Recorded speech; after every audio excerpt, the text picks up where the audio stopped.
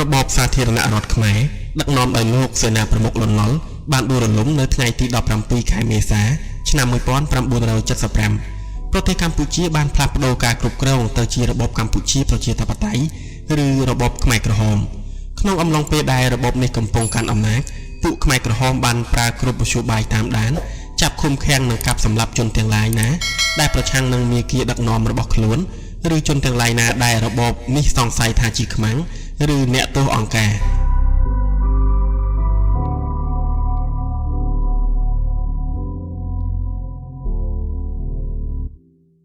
ក្នុងចំណោមមនុស្សរាប់លានអ្នកដែលខ្មែរក្រហមបានសម្លាប់ចោលគឺមានខ្មែរកម្ពុជាក្រោម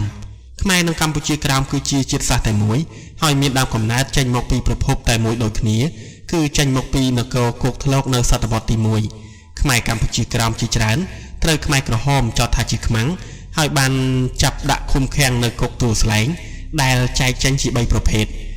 ទី1គឺជាទាហានដែលយកការឲ្យវៀតណាមប្រភេទទី2គឺពួកតស៊ូបម្រើលន់ នល់និងប្រភេទទី3គឺពួកប្រជាជនធម្មតាសុទ្ធសាធរស់នៅកម្ពុជាក្រោមប្រភេទទី1ខ្មែរក្រហមហៅថាជាភ្នាក់ងារចារកម្មយួនក្រុមនេះគឺកម្ពុជាក្រោមដែលបានចូលបម្រើក្នុងចលនាបកពលករយុវជនហូជីមីញបង្កើតនៅឆ្នាំ1930ដើម្បីបណ្ដេញចក្រពត្តិអាមេរិកចេញពីវៀតណាមខាងត្បូងហើយបន្ទាប់ពីបណ្ដេញពួកអាមេរិកហើយក្រុមនេះនៅតែបន្តធ្វើការងារឲ្យវៀតណាមទាំងផ្នែកស៊ីវិលនិងយោធាតាមចម្លើយសារភាពនៅគុកទួលស្លែងឯកសារវាយ27ធ្វើនៅថ្ងៃទី16ខែមករាឆ្នាំ1978យាងកែវអាយុ27ឆ្នាំជាខ្មែរក្រោមនិងប្រពន្ធមានឈ្មោះគឹមឡុនត្រូវបានយោធាខ្មែរក្រហមចាប់បាននៅថ្ងៃទី4ខែមករាឆ្នាំ1978នៅពេលដែលកំពុងធ្វើដំណើរតាមទូកមកកាន់កោះរ៉ុងជាមួយនឹងស្ត្រីវៀតណាម3នាក់ទៀតគឺត្រីអ៊ុកត្រីណងនិង5ត្រី1ស្ត្រីវៀតណាមទាំងនេះតាមផែនការគឺមកដើម្បីអូសទាញសតិអារម្មណ៍យុវជនកម្ពុជា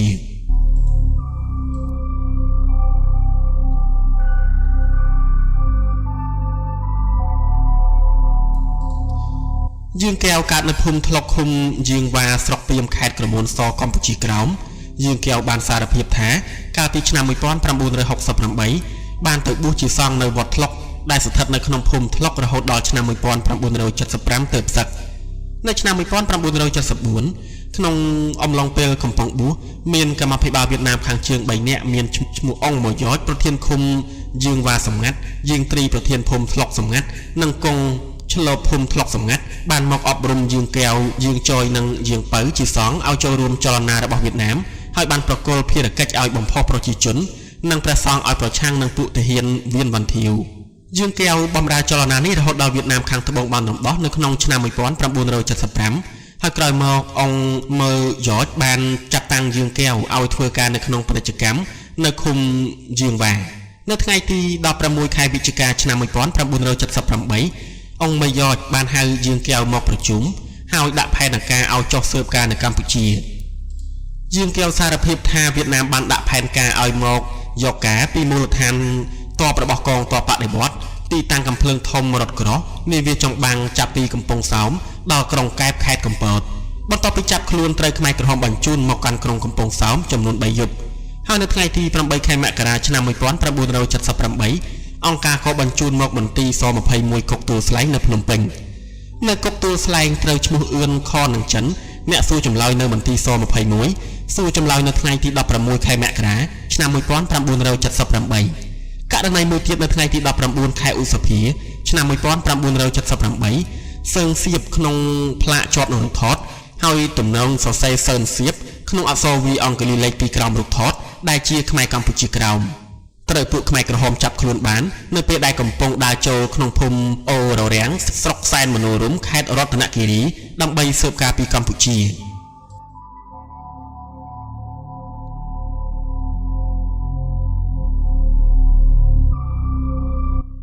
នៅថ្ងៃទី20ខែឧសភាឆ្នាំ1978សើងសៀបសរសេរចម្លើយសារភាពនៅទីនោះរួចហើយទើបអង្គការបញ្ជូនមកគុកទួលស្លែងនៅភ្នំពេញនៅថ្ងៃទី28ខែឧសភាឆ្នាំ1978ត្រូវឈ្មោះច័ន្ទអ្នកសួរចម្លើយនៅមន្ទីរស21ឲ្យសរសេរប្រវត្តិរូបនិងសួរចម្លើយម្ដងទៀតនៅក្នុងគុកទួលស្លែងនៅថ្ងៃទី10ខែមិថុនាឆ្នាំ1978ត្រូវសន្តិសុខគុកទួលស្លែងយកទៅសម្លាប់ បញ្ជីខ្មៅកុកទួលស្លែងឆ្នាំ1978តាមចម្លើយសារភាពរបស់សើងសៀបធ្វើនៅថ្ងៃទី20ខែឧសភាឆ្នាំ1979នៅខេត្តមណ្ឌលគិរីគាត់បានសារភាពថានៅថ្ងៃទី14ខែឧសភាឆ្នាំ1979អនុសន័យផ្កាយ4តាមឯកសារដើមផានងារបានចាត់តាំងសើងសៀបជាពលលបាផ្កាយ3តាមឯកសារដើមនីតិប្រធានកងអនុសនាតូចលេខ3អនុសនាធំលេខ1វរៈសនាតូចលេខ1វរៈសនាធំ812កងពលលេខ5ភូមិភាគ7និងទាហានវៀតណាម5នាក់ទៀតឲ្យចុះមកស៊ើបការពីកម្ពុជានៅព្រឹកថ្ងៃទី15ខែឧសភាឆ្នាំ1978សើងសៀបនិងបកពួកក៏បានធ្វើដំណើរមកដល់អូររាំងស្រុកសែនមនោរម្យខេត្តមណ្ឌលគិរីហើយត្រូវពួកខ្មែរក្រហមចាប់ខ្លួនបាននៅថ្ងៃទី19ខែឧសភាឆ្នាំ1978តាមចម្លើយសារភាពដែលមានចំណងជើងថាអំពីប្រវត្តិរូបនិងសកម្មភាពឈ្លានពានកម្ពុជាឯកសារតម្កល់នៅមជ្ឈមណ្ឌលឯកសារកម្ពុជាសើងសៀបអាយុ28ឆ្នាំខ្មែរកម្ពុជាក្រោមកើតនៅពពុះទឹកឃុំភូមិស្រុកបាសាក់ខេត្តឃ្លាំងកម្ពុជាក្រោមកាលពីក្មេងធ្លាប់រៀននៅសាលាបឋមសិក្សានិងមធ្យមសិក្សាខេត្តឃ្លាំងហើយបន្ទាប់មកបានបួស5ឆ្នាំនៅខែសីហាឆ្នាំ1975រដ្ឋអាណាចក្រវៀតណាមបានចាត់តាំងឲ្យធ្វើជាស្មៀនឃុំនៅឃុំភូមិស្រុកបាសាក់ខេត្តឃ្លាំងនៅខែសីហាឆ្នាំ1977បានចូលចលនាយុវជនកុម្មុយនីសហូជីមីញដល់ខែតុលាឆ្នាំ1977វត្តថាញ់ជាគណៈស្រុកបានចាត់តាំងឲ្យទៅរៀននៅសាលាយោធាចំនួន4ខែគឺរៀនពីនយោបាយបច្ចេកទេសយោធានិងរបៀបស៊ើបអង្កេត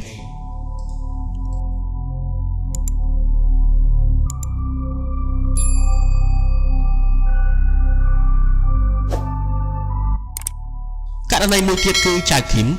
មជាខ្មែរកម្ពុជាក្រោមដែលត្រូវពួកខ្មែរក្រហមចាប់ឃុំឃាំងនៅគុកទួលស្លែងមុនពេលត្រូវចាប់ខ្លួនចៅគឹមក៏ធ្លាប់ចូលបម្រើការងារក្នុងចលនាយុវជនពលករហូជីមីញនិងធ្លាប់ទទួលបានសរសើរពីកងថាញ់អនុលេខាស្រុកត្រីតននៅថ្ងៃទី17ខែ10ឆ្នាំ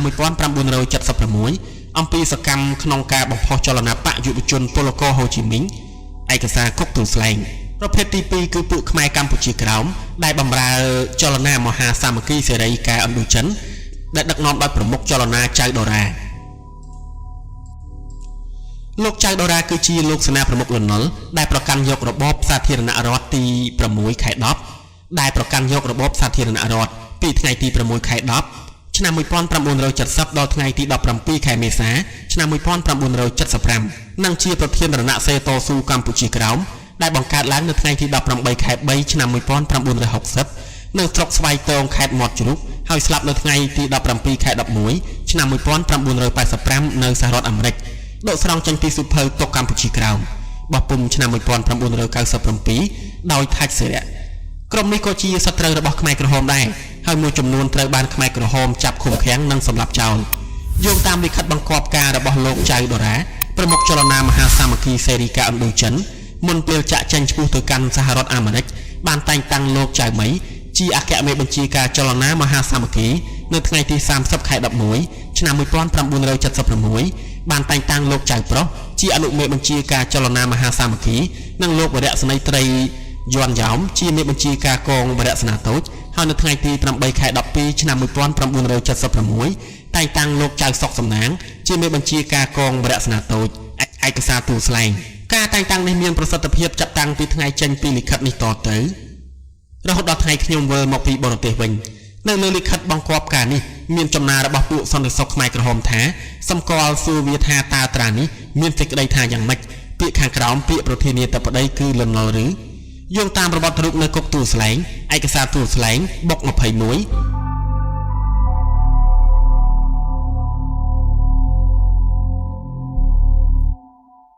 ចៅសុនអាយុ36ខ្មែរក្រោមកើតនៅភូមិកំពង់ស្ពាន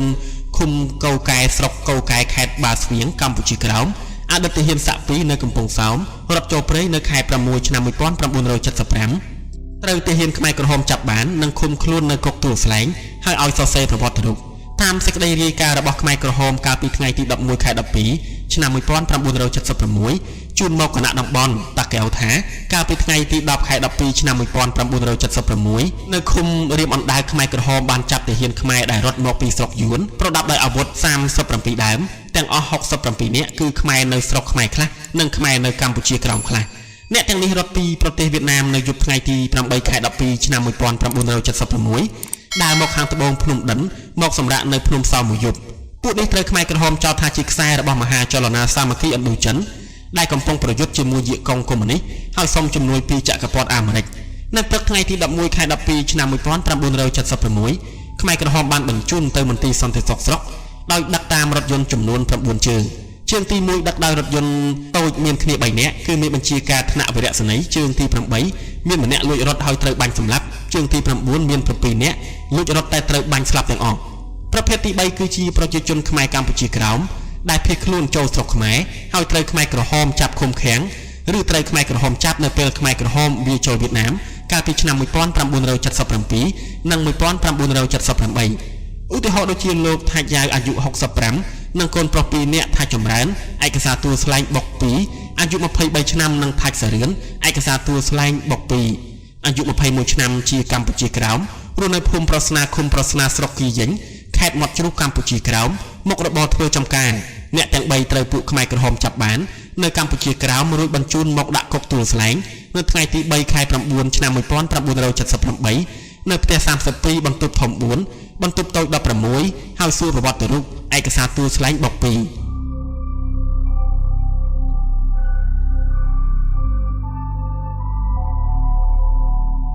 លោកកុងស៊ន់ឯកសារទួលស្លែងបុក2ឈ្មោះប្រែប៊ុនធឿនអាយុ 35 ឆ្នាំខ្មែរក្រោមមុខរបរជាអ្នកកាត់សក់នៅវាលបឹសកម្ពុជាក្រោមរស់នៅភូមិរស័យស្រុកឃុំកំពង់ត្រាចស្រុកកំពង់ត្រាចខេត្តកំពតត្រូវខ្មែរក្រហមចាប់នៅកម្ពុជាក្រោមរួចឃុំខ្លួននៅក្នុងគុកទួលស្លែងនៅថ្ងៃទី9 ខែ 1 ឆ្នាំ 1978 ហើយសួរប្រវត្តិរូបតាមការសម្ភាសន៍ជាមួយលោកសំអាយុ 37 ឆ្នាំនិងដែលជាអតីតកុមារនៅក្នុងកងការពារអ្នកទោសស21គុកទួលស្លែងសពថ្ងៃរស់នៅខេត្តកំពង់ឆ្នាំងគាត់បាននិយាយថានៅឆ្នាំ 1977 មានអ្នកទោសប្រុសស្រីកម្ពុជាក្រោមនិងវៀតណាមជាប់គុកក្នុងនោះមានអ្នកទោសស្ត្រីកម្ពុជាក្រោមម្នាក់បានសុំសារងគាត់ក៏ឲ្យសារងទៅអ្នកទោសនោះទៅពេលគាត់ឲ្យសារងទៅអ្នកទោសមានអ្នកដទៃឃើញគាត់ត្រូវបានអង្គការចោទថាចែកចៅអ្នកទោសហើយត្រូវបានពួកខ្មែរក្រហមដាក់ទណ្ឌកម្មបង្អត់បាយចំនួន7ថ្ងៃក្រោយមកអង្គការឲ្យគាត់ទៅរែកអាចពីម៉ោង6 ទៅ 7 ព្រឹករួចបោះអាគារបើកស្មៅនឹងដាំត្រកួនក្រោយឆ្នាំ 1979 ក្នុងចំណោមអ្នកទោសនៅទួលស្លែងប្រមាណ 72,000 នាក់មានតែអ្នកទោសប្រមាណ 7 នាក់ប៉ុណ្ណោះដែលរួចរស់ជីវិត